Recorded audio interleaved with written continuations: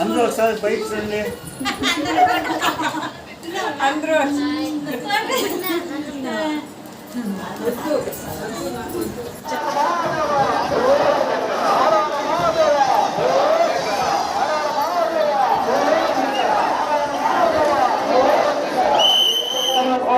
महाविघ्नेश्वराय नमः धर्मराजाय नमः ओम यमाय धर्मराजाय मृत्यवे शांतकाय कैलासवासी भगवान